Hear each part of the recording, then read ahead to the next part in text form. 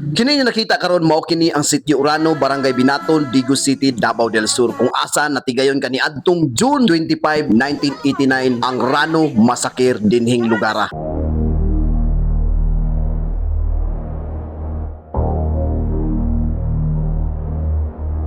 Kini din higayon ilang gi-celebrate ang ika-36 anniversary no sa pagmasakir kani adtong panahon. Dugay na kay panahona no, bata pa ko, wala pa ko natawo nya atong ma-interview mahinabi ang mga survivor karon ug ang usapod ka leader na ni Barog gyud no para maipaabot sa mga katawhan ug sa gobyerno kung unsa gyud tumong nila isip usa ka biktima.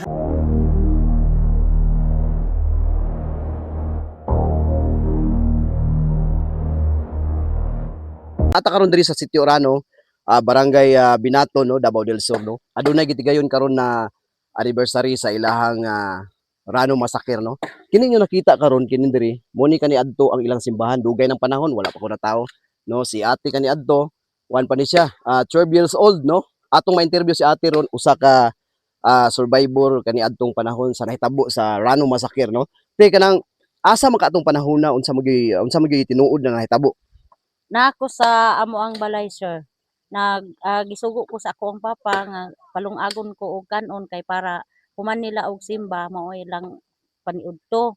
Nya human pagka taod-taod nibuto nya wala lang ko abi na ko og kanang si papa lang kay maanad man ko sa akong papa kay mag firing man to pagkahuman sa simba.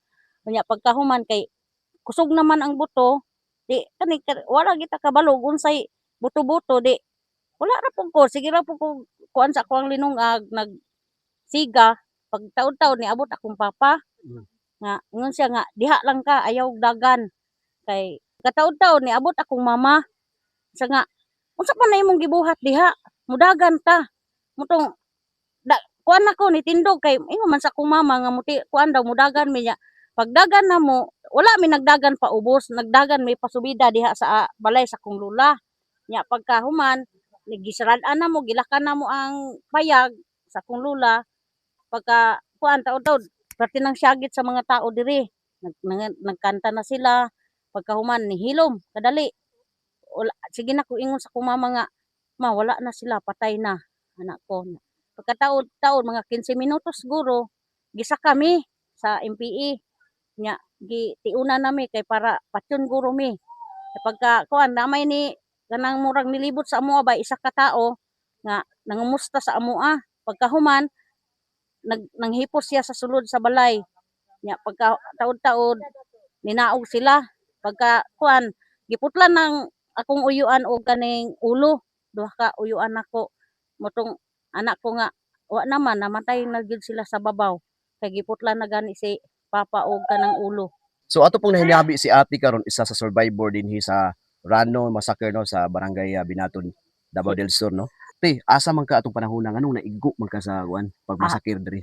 Katong panahon na adlaw to sa Domingo, nagasimba mi mga alas 9 ang katugyong panahon na alas 9 gyud to ang kuan sa massacre dia. Ang primero gyud ato ni anha pa ang ako ang uyuan nga si Cesar Indar nagpahibalo nga kuan i-attack ang simbahan pero kami nagsugod na mig simba ato kay Domingo man to nagdibo kuan nami kanang Sunday school nami ato nya nagsige nagkanta kay Sunday kuan man pagkahuman ang akong uyuan siya pagkuan na mo diha kay i-attack ning ato ang simbahan wala man jud minaminaw kay siyempre nagatuog man jud mi sa murag sa Ginoo nagpadayon among panimbahon so samtang ato nagbuto naman sa ibabaw una man nagikuan akong uyuan sa ibabaw gipabuthan gipusil sa mga NPE so pagka human sa pagbuto dito rakrak na dayon ang simbahan diri sa among simbahan girakrak na pagrakrak na sige nagpusil sa mga NPE nanagan ang mga tao mga bata buntis na amay balay sa kong magulang diri sa ubos diri mi natapok mga bata buntis katong mga tigulang ang uban nanagan ang katong naa sa balay gipaspasan jud og massacre sa mga MPE sige massacre sige nila grakrak ang katong balay hangtod giundangan nila grakrak mingaw na gyud ang sulod sa panimalay katong gisak-an sa mga tao katong mga buntis bata mga young people undangan nila grakrak ang maong panimalay nga mingaw na nangamatay nagyud sa sulod sa panimalay. Okay, daghang salamat tino. So nice good man nimo tinakuan ka ng naigo kapag atak ato. Pwede ba na mo makita ang Okay imong sir, samad? nara. Guys, tanaw na to asa man ni Naigo ate gyud ko, bro. oh. Video press gidol. Yo, dalam piklat ni ate tini. Naigo Oh. ni siya sa bala.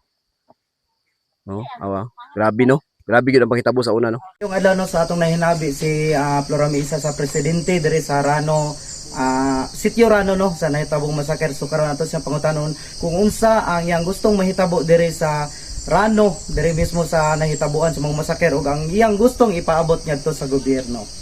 So, may buntag, no? So, isip usa ka leader sa Rano Massacre Direct Survivor Workers Association, no? So, isa lang yun ang among gusto. Sa among pagbarog, so gusto nang ma-recognize, mailhan ang mga tinuod ng mga survivors sa Rano Massacre. So, ipaila sila. So, mahatagan sila og higayon nga ipaila ang ilang kaugalingon og mahatagag pagtagad ang kinabuhi sa mga nahibilin diri sa Sitio Rano. So, ilabi na usab kini nga memorial no. So makita ninyo ang sitwasyon karon diri sa Sitio Rano.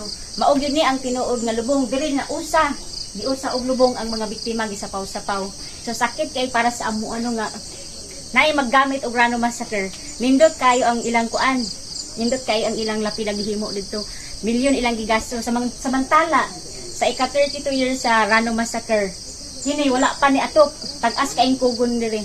So nagbayanihan na lang ang mga hingtungdan sa Rano Massacre no. Mga namuyo diri nagbayanihan para matukod ni. So ang mga materialis ani nga lubong hinatag pa ni siya ni Kapitan Manuel Sakiral no. So ang gusto namo nga mahitabo gyud nga nailapidary. Lapidary ma-plaster gyud ning lubong mapanindot. Kay gipanindot magani nila ang walay bukog. Diri pakaha nga diri mismo gilubong ang mga biktima sa Rano Massacre. So ug hangi usab namo sa gobyerno. Ang karsada namo daghan na kaayong mga politiko nagpasalig nga makarsada ang Sitio Rano pero wala nahitabo hangtod karon. Ang nahitabo hinuon kaming mga hingtungdan, kami nga mga taga-Rano nag-antos.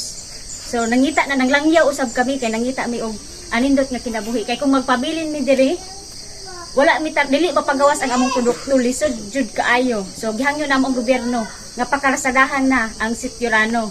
Tungod kay og mahimo na ang mga bisita namo moderitso na diri mismo sa lubong ug dili na magamit ang Rano Massacre sa nagkadaiyang mga grupo kay daghan ang nangwarta ni gamit sa Rano Massacre. So maura na. So